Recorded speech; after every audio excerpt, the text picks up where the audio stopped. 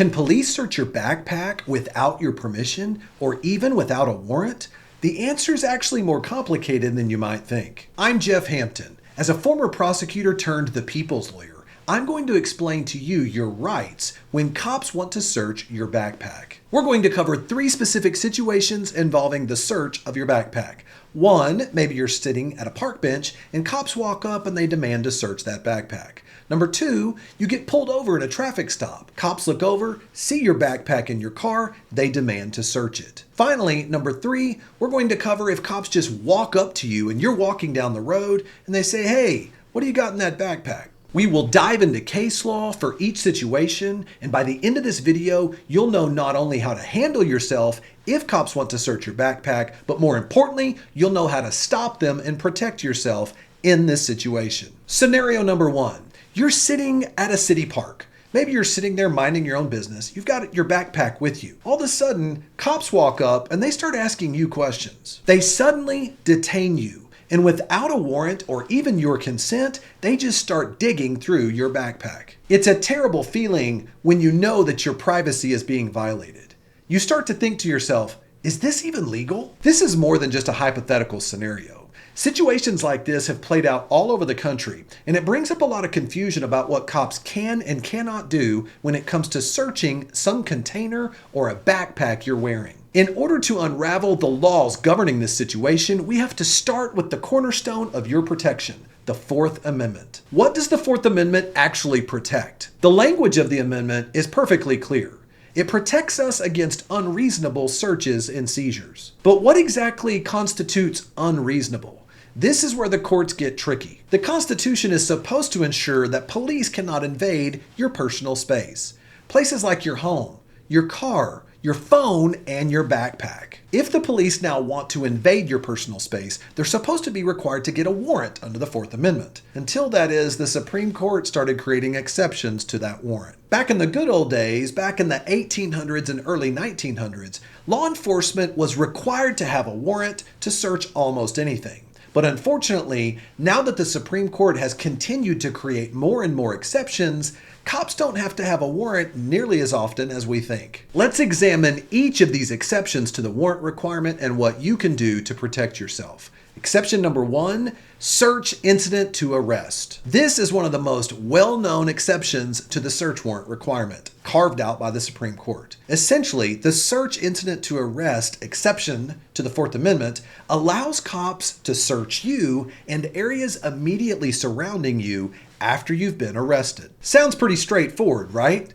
In actuality, it's full of gray areas. Here's the issue. If police arrest you or detain you while you're sitting on a park bench, can they just search your backpack without a warrant? The answer may depend on whether the backpack lies within what the court refers to as your immediate control. If your backpack is right beside you, or maybe you're wearing it, then yes, there's a decent chance they're going to be able to search it. But if it's several feet away from you, they may need a warrant. The Chimmel versus California case was a major Supreme Court ruling on this issue. The court ruled that after an arrest, the police can search the area within the immediate control of the arrestee in order to prevent that individual from being able to grab a weapon or create any problem for the police. As you can guess, what is considered immediate control is often what is fought over in court. For instance, in United States versus Robinson, the Supreme Court expanded this rule even further by saying if it is a true search incident to arrest, the police can now search other areas like your pockets or items that you might be carrying, and they don't need a warrant. This means if you're holding your backpack or it's strapped to you, under the Robinson decision, it's likely the cops will be able to search it. However, what if the backpack is not on you? Maybe you're not carrying it or wearing it. What if it's sitting a few feet away? In that situation, the cops are going to have to argue the Chimmel standard of immediate control in order to justify that search. Okay, so we now know if you're wearing your backpack or you're carrying it, there's a higher probability the cops will be able to search you if they do it incident to arrest. But if that backpack is a little bit away from you, the law gets murkier and a little bit more uncertain. In fact, courts are undecided on where to draw the line on this issue. But here's the big point. The big point is the further away the backpack is from you, the less likely it would be seen to be within your immediate control. Because under the Supreme Court case of Chimmel, they were relying upon the fact that someone might be able to reach it and grab a weapon or be able to destroy evidence. But obviously, if it's not within your wingspan and you're not able to grab it, that sort of reasoning falls away. Exception number 2, the automobile exception.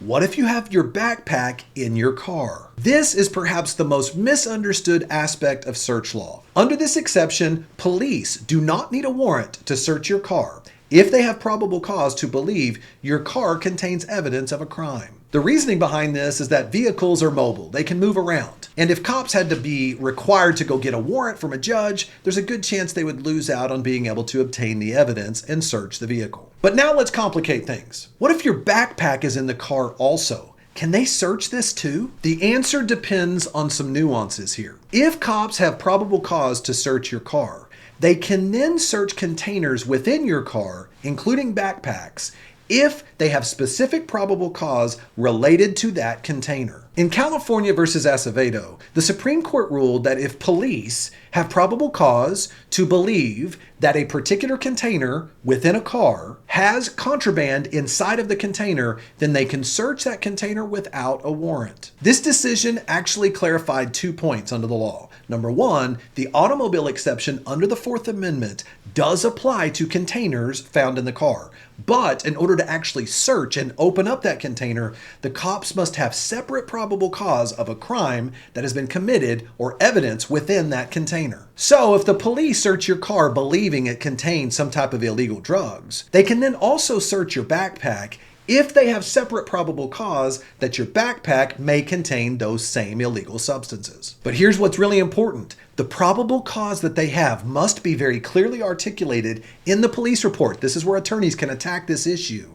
Because if they just mention broadly probable cause, they've got to be specific about where in the car they believed there was criminal evidence located. If it's not specifically located to where the backpack is located in the car, or if they can't articulate probable cause to the drugs or the illegal substances being in the backpack itself, it may be an illegal search. Think about it. They shouldn't just be able to rummage through your car and dig through your backpack unless they have that separate probable cause that some criminal activity or evidence is located in the backpack. Exception number 3, exigent circumstances, or what I call the urgency loophole. What are we talking about when we say exigent circumstances? This is another Fourth Amendment exception to a warrant requirement where here the cops can search you, your container, almost anything, a backpack, if they believe and they can articulate and prove to the court that there was an emergency that was so urgent they wouldn't have time to be able to gain a warrant. This is where attorneys can really attack this because there must be an immediate action that is necessary here. It can't just be some made up type of emergency. So for example, if there's a fleeing felon that's running into someone's yard, that's an example of where a cop can continue to chase that fleeing felon. Maybe there's an example of a police officer seeing someone with illegal drugs and they enter into a residence and they're afraid they're going to actually be destroying those drugs. We have got to articulate a very specific emergency where cops say there's no way they could have had time to go get a warrant from a judge. As you can imagine, what I think is an exigent circumstance and an emergency may not exactly be what cops line up. And this is where you have to be very careful to fight these issues because this is where you can find overreaching by the police happening all the time. Here's the perfect example of this.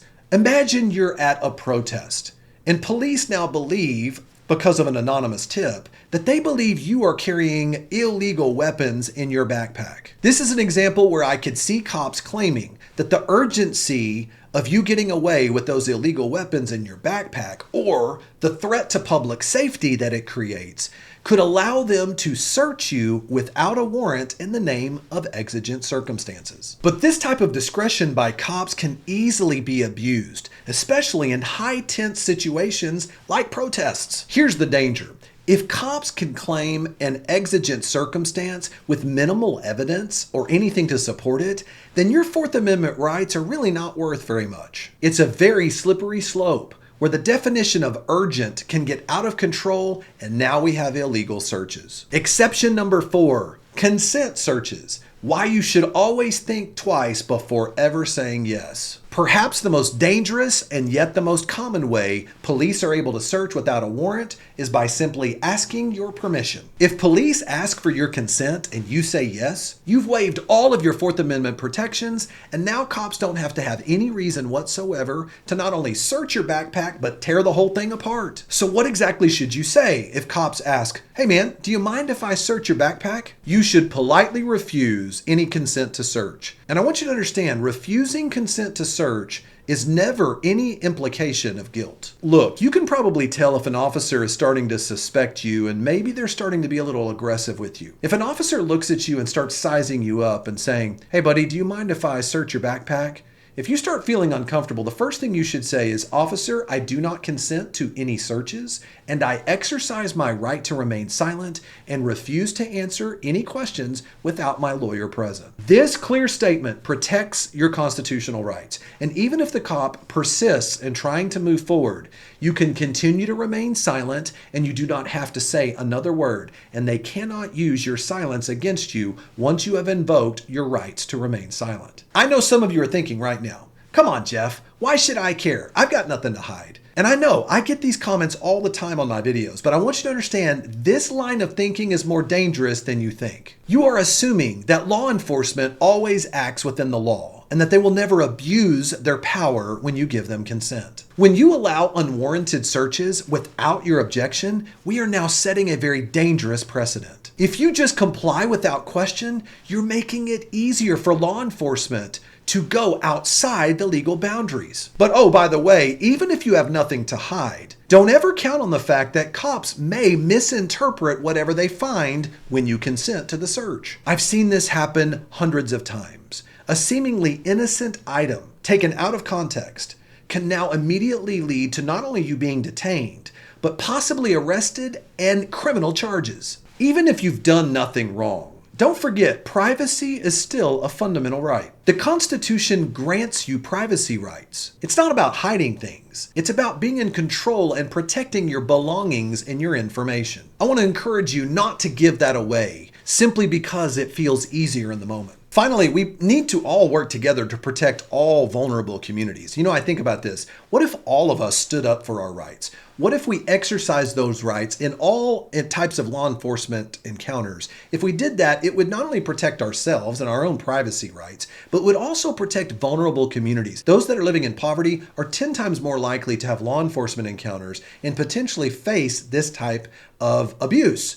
So as a result of that, we want to make sure and all stand up so that everyone is protected. So when we talk about consent and everybody asks me, "Hey, why does it matter if I consent if I've done nothing wrong?" Remember, your rights are your power under the Constitution, but you only have that power if you exercise those rights. And you can do that by refusing consent for an unlawful and unwarranted search. So how can you protect yourself in these type of situations where cops want to search your backpack? So I'm going to pause for a moment because I'm excited to share with you 2 products from our sponsor, FlexiSpot. And I'm telling you, these 2 products will fundamentally transform your comfort and your productivity, whether you're at home or in the office. First, let's talk about the FlexiSpot XL6 recliner. Now, I've sat in lots of chairs, but this is no ordinary recliner. It has features that truly set it apart. Whether you're just looking for ultimate relaxation or maybe you need extra support for loved ones at home,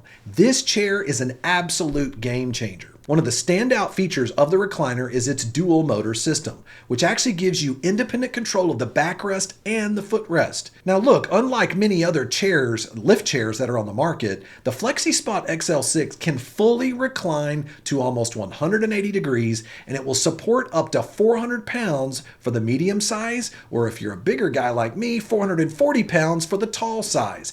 It's built for comfort and functionality. Now, if you have elderly people at home or anyone with limited mobility, this chair is absolutely perfect. It's got a lift position feature that actually makes standing up effortless, which can then make life so much easier for those who might need just a tad bit extra help. I mean, look, this isn't just about comfort, it's also about giving someone back their independence. And if comfort's what you're looking for, let me tell you something. This chair has two amazing features, both massage and heating functions built into it. And after a long day, you can just sit back, relax, and let the chair take care of the rest. And for somebody like me, that's 6'4" and 250 pounds, the larger wide size chair fits perfectly. But maybe you prefer something a little smaller, the medium size can be a great option too. If that's not enough, this chair comes with some great extras to go with it. USB charging ports so you can charge your phone or tablet, a complimentary pillow, and a side pockets for storage. Everything is designed to make your life easier, and yes, it is also super easy to assemble. It only took me 10 to 15 minutes to put this entire chair together. Now, as great as that FlexiSpot XL6 recliner is, the FlexiSpot standing desk is just as amazing. As many of you may know, I spend hours working at my desk. And I'll just be frank with you, my previous desk just was not cutting it. Long hours sitting led to back pain, and the old desk wobbled like crazy. The FlexiSpot standing desk has been a total game changer for me. First of all, the assembly is super straightforward and very easy. The desk frame is made from automotive grade steel with thickened legs, which means it's not just sturdy, it's built to last. Unlike those flimsy desks, this one is incredibly durable, and I'll show you exactly what I mean. As you can see, even at full standing height, the desk is rock solid. Typing, pushing, pulling, no wobble. That's the kind of stability you want when you're working with heavier equipment like monitors and cameras. In fact, one of the best features is the electric height adjustment. You can preset your favorite sitting and standing heights, and with just a click, the desk moves smoothly up or down. It's incredibly easy and the transitions are seamless. And get this, the desk can handle up to 440 pounds. I've got my entire setup on here, including monitors, cameras, and other gear, and it lifts effortlessly. And it's not just strong, it's built to handle everything you throw at it. I've been using the FlexiSpot standing desk for a while now, and I want you to know this. It is the very best standing desk I have ever seen, and I've used literally dozens of standing desks. Standing while working has improved my posture, it's helped me reduce my back pain, and of course it's just healthier for me to stand while I'm working. And to top it all off, it's an amazing price point for the quality of product you're receiving. Another thing I love about FlexiSpot, they have a 15-year warranty on their products, and they have a 30-day return policy, so you can try both the recliner and the standing desk totally risk-free. So whether you're looking to upgrade your comfort at home with the FlexiSpot XL6 recliner or enhance your workspace with the FlexiSpot standing desk, they have got you covered. So check out FlexiSpot's full lineup of products, including ergonomic chairs, in the links down in the description below. And don't forget to use the promo codes you see here on the screen. One will get you $50 off the XL6 recliner. The other one will get you $50 off the E7 Pro standing desk. Trust me, you will not regret upgrading your comfort and your productivity. Let's examine how you can stop cops from unlawfully searching your backpack. And of course, that all starts with number one, knowing your rights. Regardless of whether you know the cops have one of these exceptions or not, always refuse consent to search any item that you have. So that way you know you never consensually provided the officer access so that you can argue your case in court. We know that the Fourth Amendment is supposed to protect us from unreasonable search and seizures, but we also know that these exceptions have been created by the Supreme Court. And one of the first ones we talked about is search incident to arrest. We know this allows officers to search areas within our immediate control. So if your backpack is on your body, or if you're carrying it, we know the cops probably have a legal justification to search it under the case law we've discussed. However, if the backpack is outside of your wingspan, not immediately within your control, cops are likely going to need a warrant in order to search it, and you can refuse consent for them to touch it. If it's in your car, we heard about the automobile exception, but cops are still going to have specific probable cause for the area your backpack is located in the car, or that there is actual evidence, criminal activity within the backpack itself. So remember, the best way to protect yourself, no consent, Exercise your right to remain silent and put all the pressure back on the cops to prove it. What if the cops are claiming an emergency under exigent circumstances? Here, that's going to be really difficult for them to do. And remember, under the protest example, if they're claiming there's a protest going on and they think you've got something illegal in your bag, they're going to have to really get specific about why it's so urgent. So the only thing you can do to protect yourself and to stop them, no consent, and exercise your right to remain silent so that they are now forced to make the critical decision to decide if they need a warrant. Once you know your rights, number 2, you should exercise your rights calmly. Don't get aggressive on this. Don't raise the level of tension.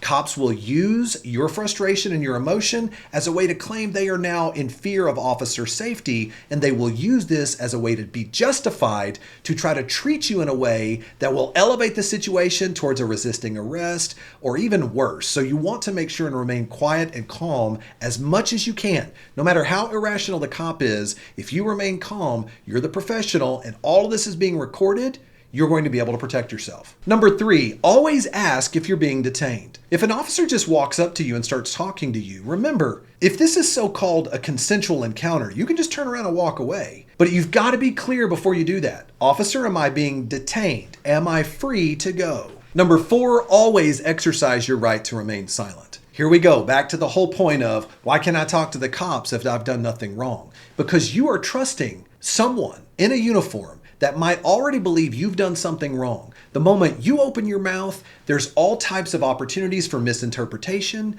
manipulation, misinformation that could easily lead to you becoming the prime suspect and you going to jail and being charged with a crime. Number 5, always record the encounter with the police.